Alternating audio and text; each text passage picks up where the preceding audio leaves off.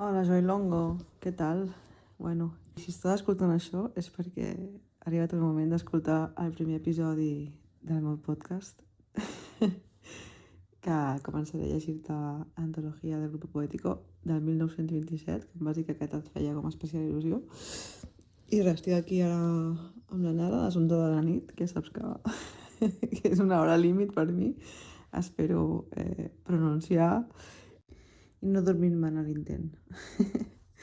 Anem amb l'entradeta del podcast, vinga.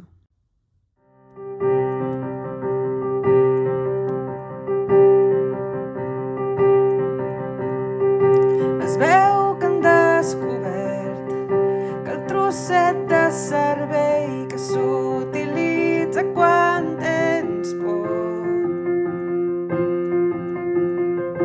és tan bell de cantar que canta els mals espanta.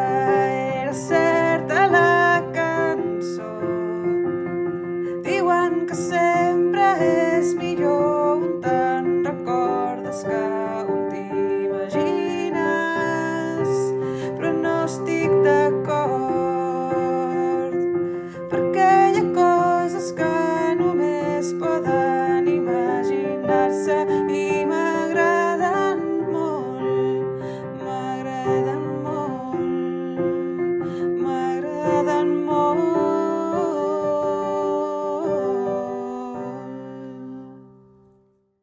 Introducción. Generación de 1927.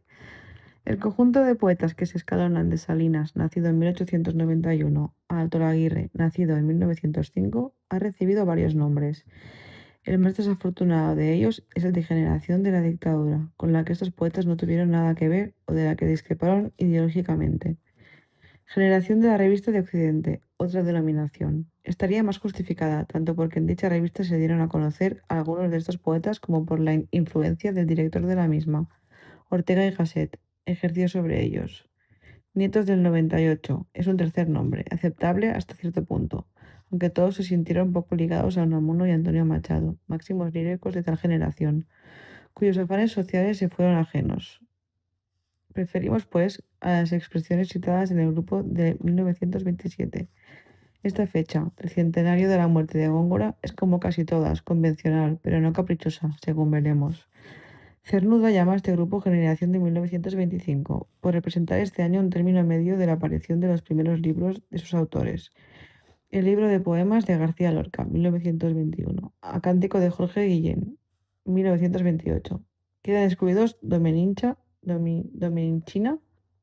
¿no?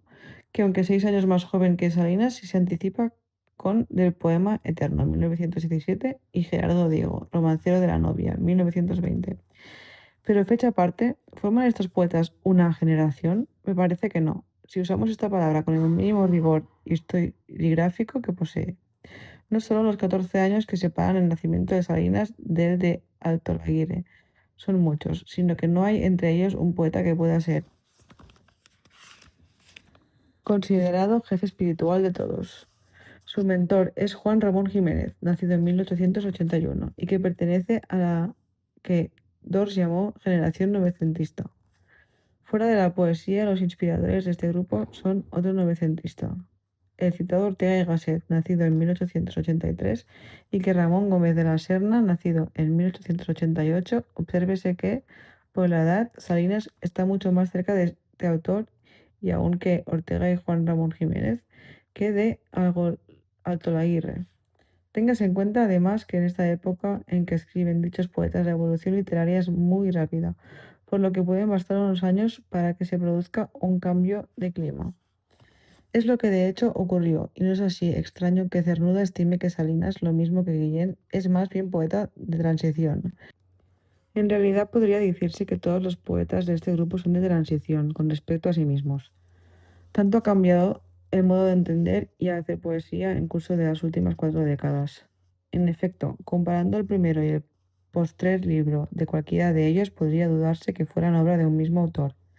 No digamos si la comparación se hiciese con Gerardo Diego o Alberti, que son los que más se han dejado ganar a lo largo del tiempo, por las distintas solicitaciones artísticas de cada momento. Hay ciertos poetas a los que usualmente se considera, sin claro motivo, transicionales. Algunos son un poco anteriores por el nacimiento de Salinas, León Felipe, Moreno Villa, Basterra, pero otros son posteriores, Espina, Bacarice. Sus primeros libros datan respectivamente de 1920, 1913, 1923, 18, 17. Así pues, salvo Moreno Villa, no empiezan a publicar antes que Domenicina.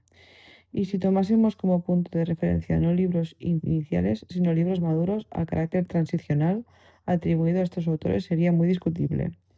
Sin duda, tal atribución está motivada en parte por el hecho de que ninguno de los 5 poetas citados en el primer orden o murieron pronto, como Bacarice y Basterra, o abandonaron la poesía, como Espina, su último libro de versos, Signario, 1923, o no llegaron a desarrollar plena personalidad poética. Con todo, de decidir en términos de calidad y de adscripción a las maneras estéticas de una época, no se ve bien por qué habría que prescindir de León Felipe y Moreno Villa, incluyendo en cambio dentro de este grupo a poetas menores como Prados y Alto Laguirre. La nómina del grupo la formó Gerardo Diego en su antología 1932 y para tan temprana fecha de selección, además de justa, ha resultado profética. Los poetas de esta generación y sus antecesores de Unamuno a Juan Ramón Jiménez constituyen un plantel de tal fuste que la crítica, exagerada prematuramente, ha hablado de un nuevo siglo de oro de la poesía española.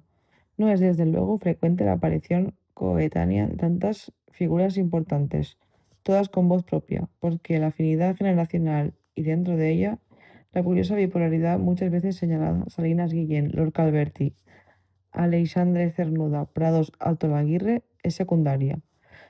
Lo destacable es la personalidad de cada uno de estos poetes. Vale, Joel, està intensa la lectura i és una mica enrevessat de llegir, però espero que m'estiguis entenent. Ara, a més, ja comencen a haver-hi una miqueta de plecs d'aquests teus, ¿vale? Seguim. La literatura de vanguardia y su época. El grupo de 1927 aparece como consecuencia de una doble situación histórico-literaria, la española y la europea, hacia 1920. En esta fecha, el modernismo, que nunca tuvo en España la importancia que suele dársele, está definitivamente superado. Solo siguen cultivándolo algunos poetas, los posmodernistas, que no están a la altura de los tiempos. En su mismo momento de sazón, el modernismo no había traído profundamente a ningún gran poeta, excepto Manuel Machado, ni a su hermano Antonio, ni a Unamuno, ni a Juan Ramón Jiménez. Este último, sobre todo, se siente pronto impulsado por un afán innovador que lo convierte en lo inmediato en un maestro de la generación que estudiamos. Junto a ese magisterio está el de Ramón Gómez, de La Serena. Si el famoso autor de Platero y yo bebió en fuentes extranjeras que a través de él influyeron en sus seguidores, el inventor de las greguerías fue uno de los primeros autores que en Europa, no solo en España, participaban del arte de vanguardia. De otro lado, lo mismo Juan Ramón que Gómez de La Serena deben mucho a la tradición literaria española, con lo cual la nueva poesía que trae consigo la generación del 27, aunque en conexión y con dependencia respecto a Europa, toma rumbos propios. España se comporta en esta coyunta como en tantas otras de su historia, sin extremar la posición novedosa, conjugando tradición y revolución, desarrollándose a su modo, aunque el impulso inicial venga en parte de fuera. En Europa, en Francia sobre todo, soplan aires nuevos. La expresión arte de vanguardia expresa bien la actitud combativa de sus corifeos. El movimiento se extiende en numerosos ismos. Tras el futurismo italiano vienen cubismo, dadaísmo, surrealismo en Francia, adanismo o acmeísmo en Rusia, imaginismo en Inglaterra y en Estados Unidos, ultraísmo y creacionismo en España y en Hispanoamérica. El común denominador que subyace en el fondo de todas estas tendencias no excluye buena dosis de contradicción y de confusión. La literatura se entrega a un continuo ejercicio de experimentos creadores que coexisten en pugna o se suceden rápidamente. Hoy, pasados de frenesí, cuando la vanguardia de antaño es ya retaguardia, resulta evidente que si tales ismos produjeron muchos manifestos y teorías, crearon pocas obras perdurables. Pero resulta no menos evidente que la esforzada experimentación vanguardista fue fértil y alumbró enseñanzas que aún siguen en vigor. Históricamente, la literatura de vanguardia es la que corresponde a la posguerra que siguió en 1918, aunque según movimientos como el futurismo o el cubismo sea inmediatamente anterior.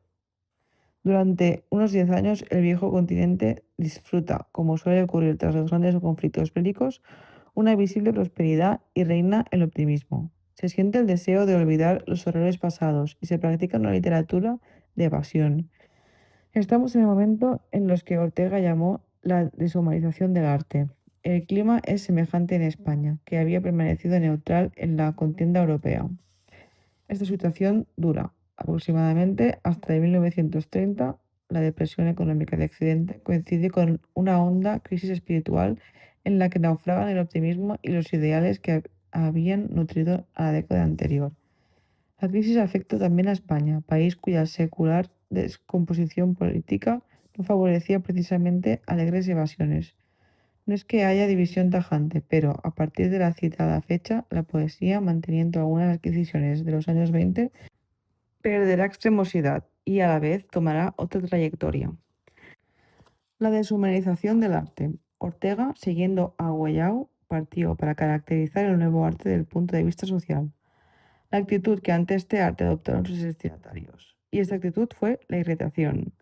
El lector o el espectador medio no gustaba del arte vanguardista, no lo entendía.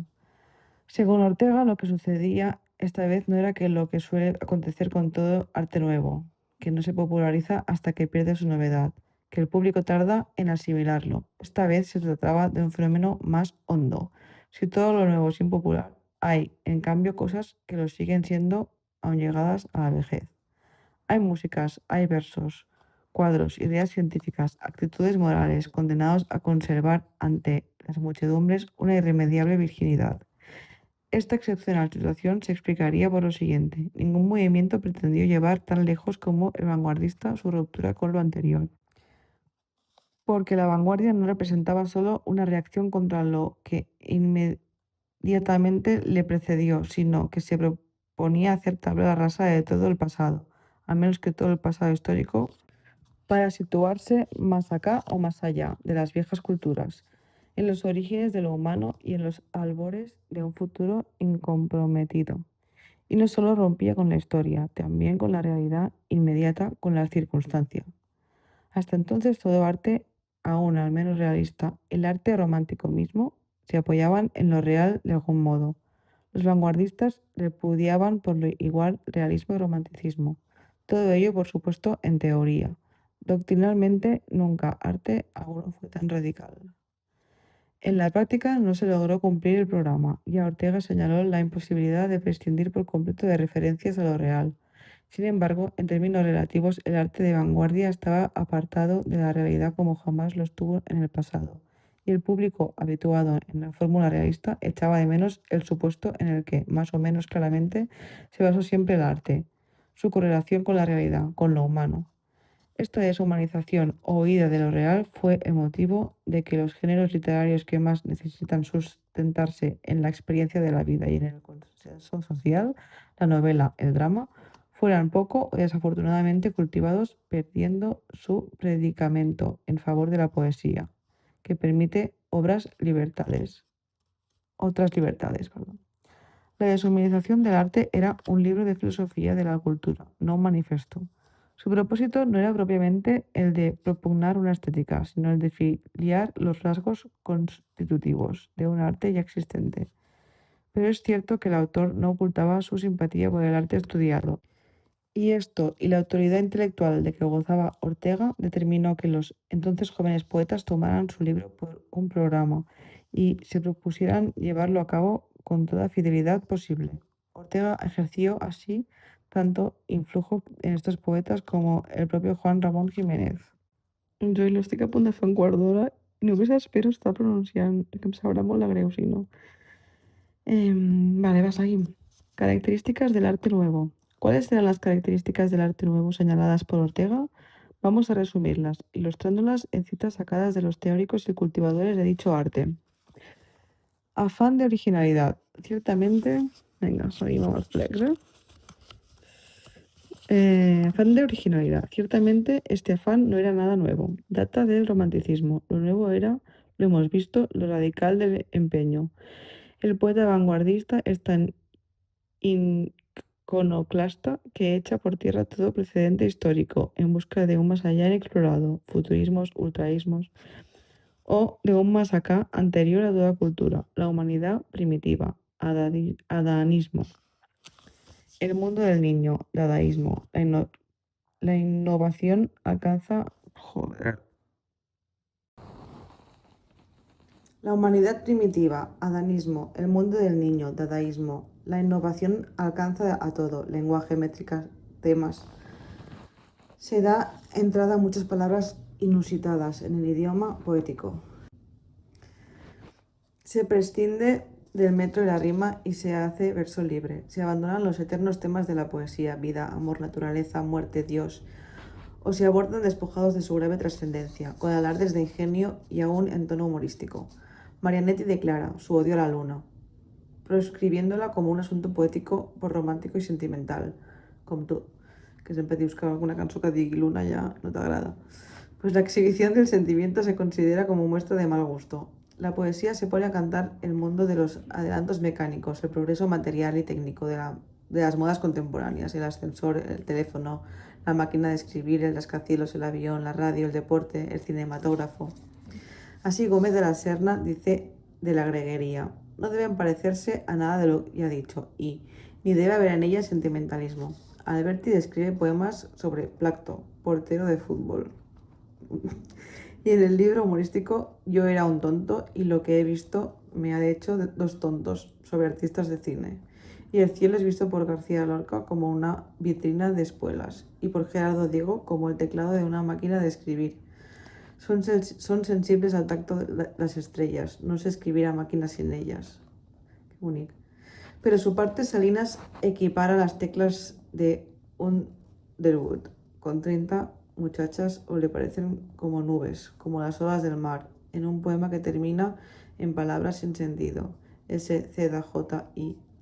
La deliberada falta de sentido, al menos de sentido lógico, se exterioriza en la costumbre de abolir signos de puntuación, distinción entre mayúsculas y minúsculas, etc., dando a los textos una disposición tipográfica cabalística que quiere remedar, como escribió Marianetti, los signos matemáticos y musicales. ¡Uy, fe matemáticas! En todas estas originalidades, la poesía de vanguardia no hace realmente más que llevar a sus últimas consecuencias lo que estaba postulado por el simbolismo. Baudelaire, Lautréamont, Rimbaud, Mallarmé, y antes de él por poetas como Góngora y los norteamericanos Poe y Walt Whitman. Hermetismo, aunque T.S. Eliot escribió con mucha razón que ningún verso es libre para quien quiere hacer un buen trabajo. Tal tipo de composición fue ya un primer obstáculo a la popularidad del vanguardismo. Más graves lo fueron la asepsia sentimental predicada, aunque no siempre practicada, por esos poetas y sus novedades temáticas o el modo intelectual, ingenioso o burlesco de tratar los temas tradicionales. Pero la impopularidad no arredraba... Pero la impopularidad no arredraba a los vanguardistas, al revés, la buscaban. Su aspiración era la misma que Góngora: deseo hacer algo, no para los muchos, o de Juan Ramón Jiménez, cuya obra llevaba al frente esta dedicatoria: a la minoría siempre. Para ser gustado de pocos, el poeta vanguardista se volvía hermético, oscuro, en un gesto de desprecio por la masa de ingenuos lectores, por el buen burgués. Aunque se sintieran tan antirrománticos y lo fueran en varios aspectos importantes, los vanguardistas copian el romanticismo de este afán desafiador. A partir le bourgeois, la poesía se convertirá, pues, en coto cerrado para el lector entendido y minoritario. Por lo que se refiere a España, ese aristocratismo, en la medida en que lo hubo, pudieron aprenderlo los poetas en el denunciador de la rebelión de las masas. Cuando vale algo sobre la tierra, ha sido hecho por unos pocos hombres selectos, a pesar del gran público, en brava lucha contra la estulcia y el rencor de las muchedumbres. Para Ortega, el arte romántico había sido expresión del lugar común sentimental, halago al pacífico comerciante, el empleado del municipio, al virtuoso profesor y a todas las señoritas de Comptoir.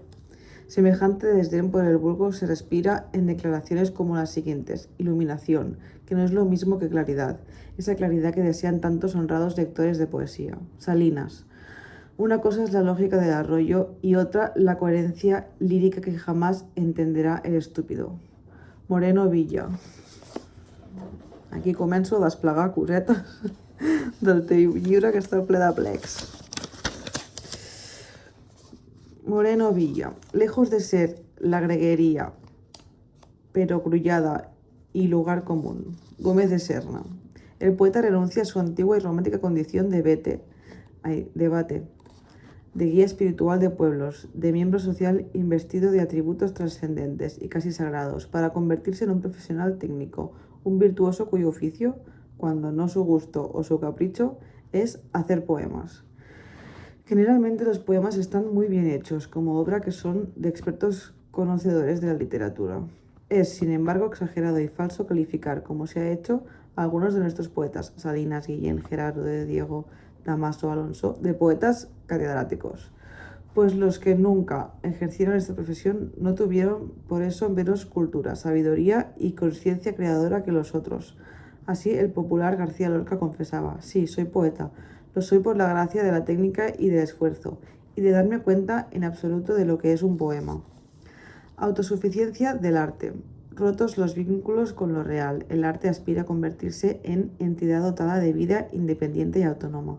Se vuelve a alimentar la ilusión que sintió Góngora por forjar un lenguaje poético ajeno a la lengua hablada. No se trata de exclusiva o primordialmente del consabido arte por el arte, pues algunos grupos vanguardistas, el surrealismo por ejemplo, se sitúan al margen de toda preocupación estética. André Breton, Manifiesto del surrealismo. Cifré o la meta del arte en la belleza. La poesía se torna inmanente, se convierte en poesía pura o poesía poética. La expresión poesía pura se ha interpretado de diversos modos. En uno de ellos, pura equivale a simple, en sentido químico, esto es, a químicamente pura o depurada de elementos no poéticos. Para ello se practica una selección, una destilación de todo lo impuro, que es tanto como decir de todo lo humano, sentimientos, emociones, anécdotas, descripción, etc. No todos los ismos postulan la práctica de esa norma. Algunos se inclinan, al contrario, por dar entrada a la poesía a la totalidad del universo, sin previa selección. A juicio de León Felipe, todo lo que hay en el mundo es verdadero para entrar en un poema, para alimentar una fogata, todo, hasta lo literario, como arda y se queme.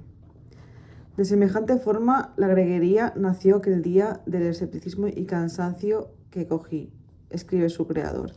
Todos los ingredientes de mi laboratorio, todos, frasco por frasco, y los mezclé. Pero si no hay selección al principio, la hay al final, aunque se finja que la combustión, como arda y se queme, o la destilación se operan mecánicamente. El pasaje de Gómez de la Serna continúa. Surgiendo de la precipitación de su depuración, de su disolución radical, la greguería. Jorge Guillén, máximo representante de la poesía pura en España, se decide por una poesía compuesta, compleja por el poema con poesía y otras cosas humanas. En suma, una poesía bastante pura. Manon Tropo. En otro sentido, pureza significa autenticidad. Se habla mucho de ser auténtico, sincero, leal, por reacción contra la falsedad romántica. De ahí el proclamado menosprecio por la literatura, que es lo falso o ficticio de definición. Resulta curioso que en un momento de tanto desvelo por la técnica y cuando por un lado se intenta llegar a una síntesis de todas las artes y el escritor se beneficia de procedimientos propios de la pintura o de la música, por otro lado ponga empeño en deslindar literatura y poesía. Considere lo literario demasiado impuro para ser poético. Gerardo Diego, tras referirse al demonio de la literatura, define a la poesía de aritmética pura y la literatura de aritmética aplicada, aritmética mercantil, contabilidad. García Lorca se lamenta: no puedo hablar de él, del fuego poético, sin literatura. Juan Larrea afirma: nuestra literatura no es ni literatura. León Felipe, como hemos visto, concede que hasta lo literario puede entrar en un poema. Gómez de la Serna, por último, reconoce como excusándose que las greguerías son cosa más de literato que de poeta, pero se justifica enseguida añadiendo: la greguería no es enteramente literaria. Antirrealismo y antirromanticismo. Toda poesía, no solo la realista, en sentido estricto, dijo siempre algo, apunto al mundo de lo real. Tuvo un significado. Ahora el poeta quiere evadirse de esa servidumbre, eliminar toda referencia a lo humano, carecer de sentido. Se trata de llegar a la frase de André Gide, a la insignificancia absoluta. Para lograrlo, el poeta se afana a una doble tarea de desformación y abstracción. Se rompen los vínculos lógicos, se va a una esterilización geométrica de la realidad, hasta convertir el poema en un sistema de signos expresado en un riguroso formalismo clásico.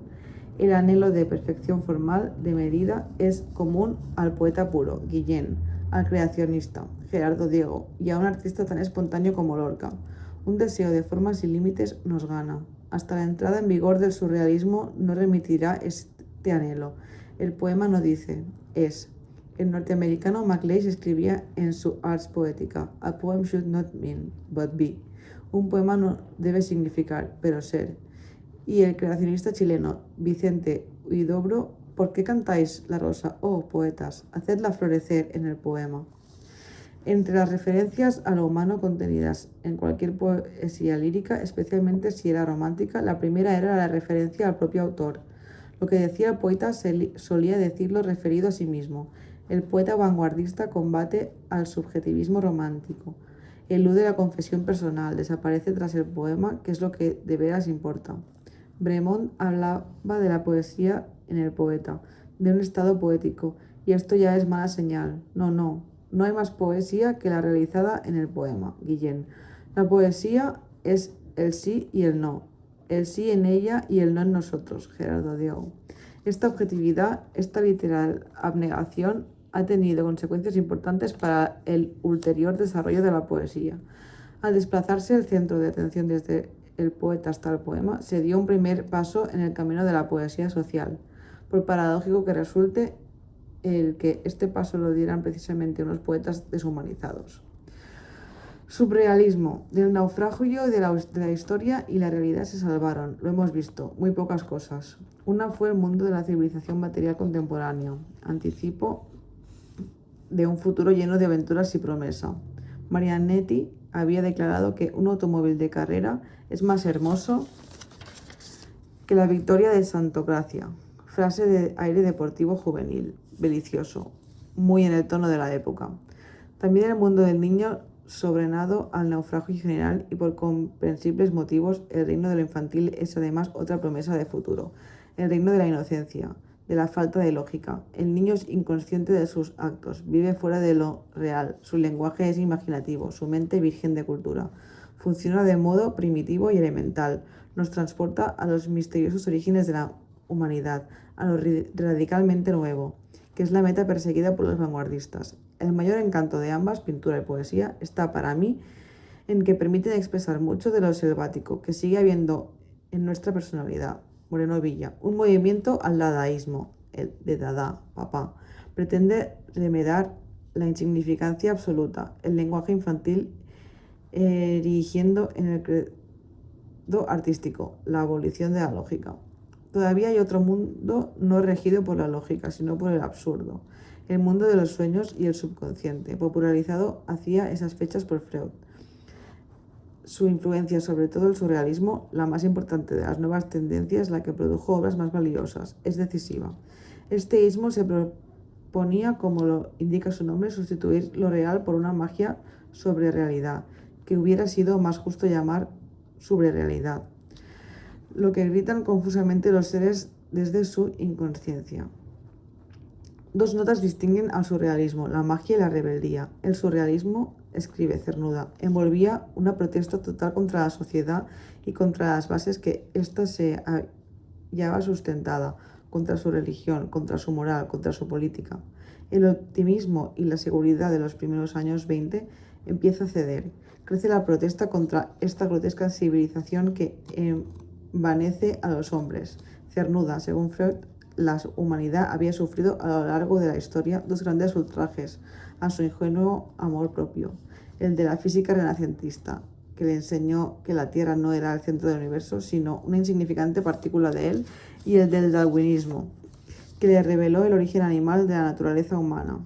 Ahora la psicoanálisis le asestaba un tercer golpe, descubriendo el hombre que no es siquiera dueño de sí mismo, puesto que en su psique hay fuerzas inconscientes y subconscientes que escapan a su dominio.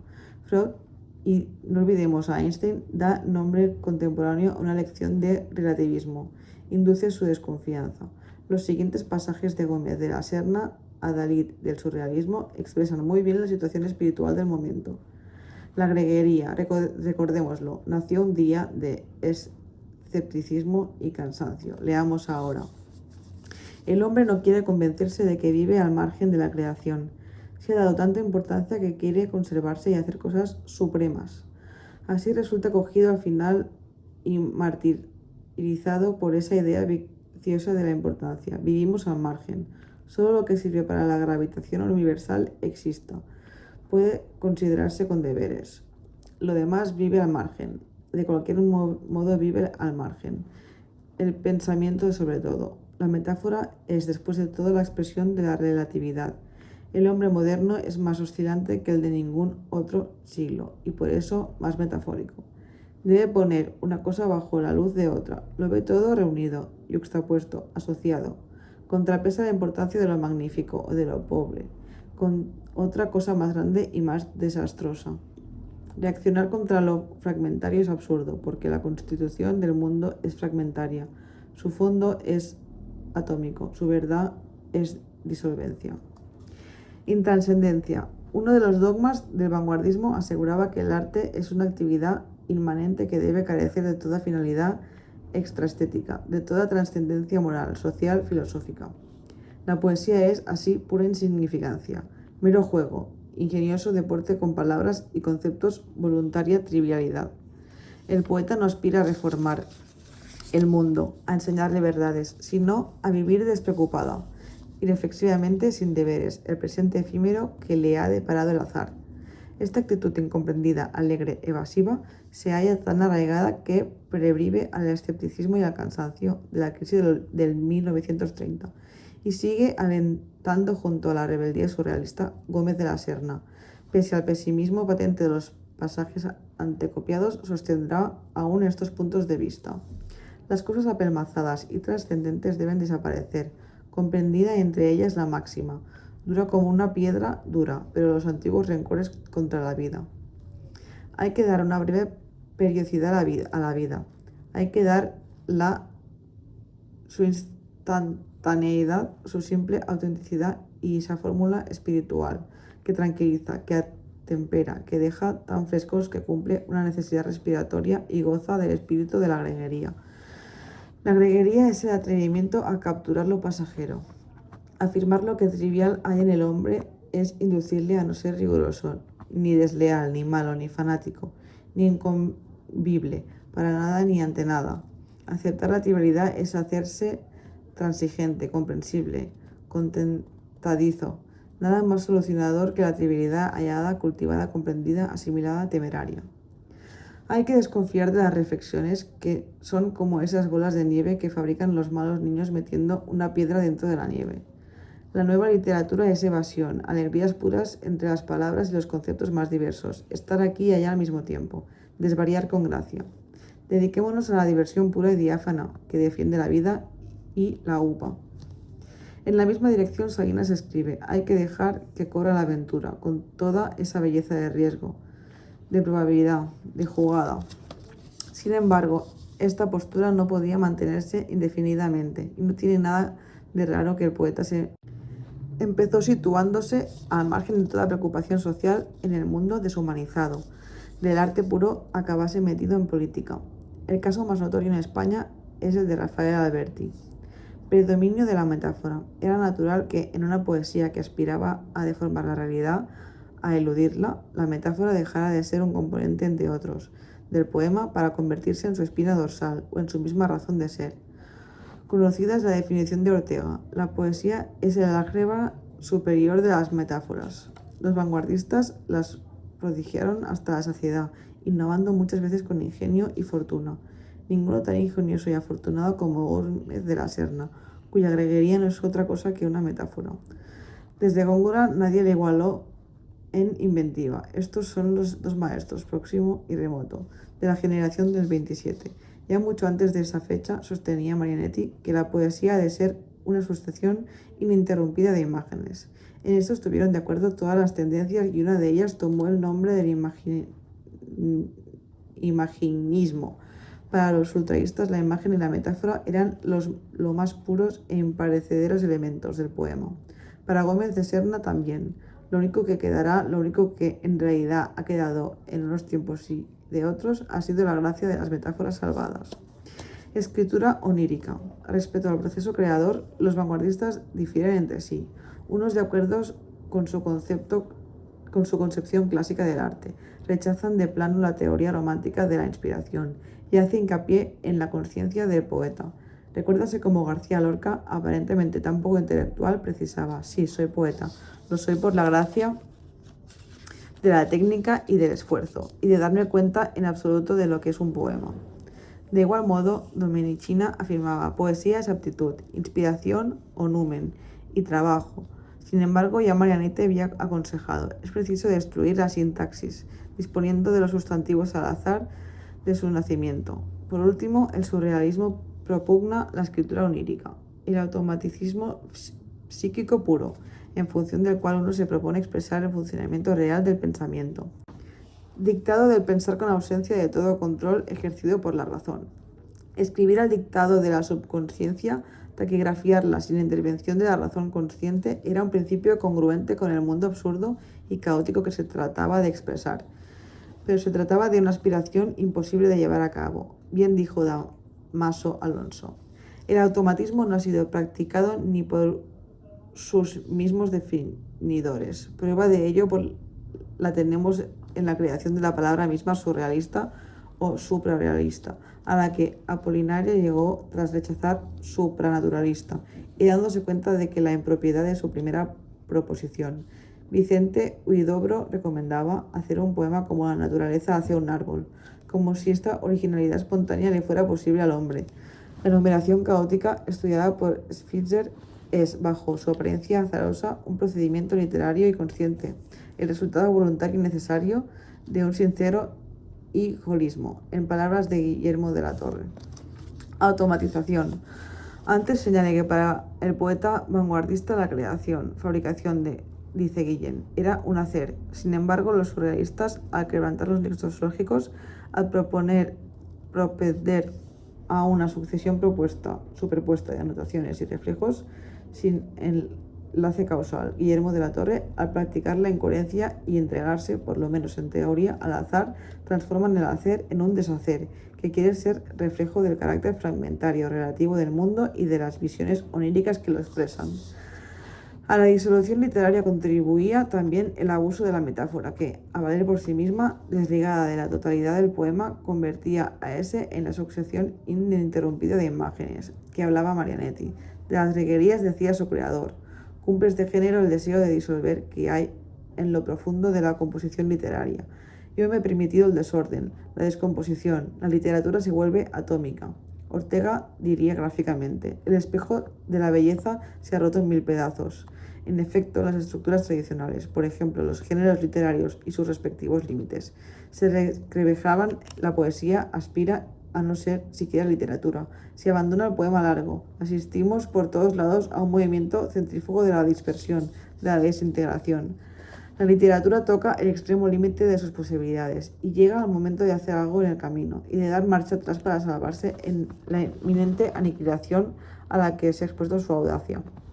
Hemos señalado lo que la poesía europea quiso hacer en el 1920 y 1940, fecha en la que vuelve a percibirse un nuevo cambio de rumbo, pero entre la teoría y la práctica medio de buen trecho. España, según dijimos, fue particularmente moderada.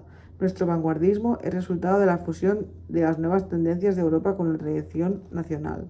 Por último, salvo García Lorca, todos los poetas de la generación del 27 han seguido escribiendo después de 1940 y han evolucionado más o menos alejándose de los supuestos vigentes cuando dicha generación inició su camino.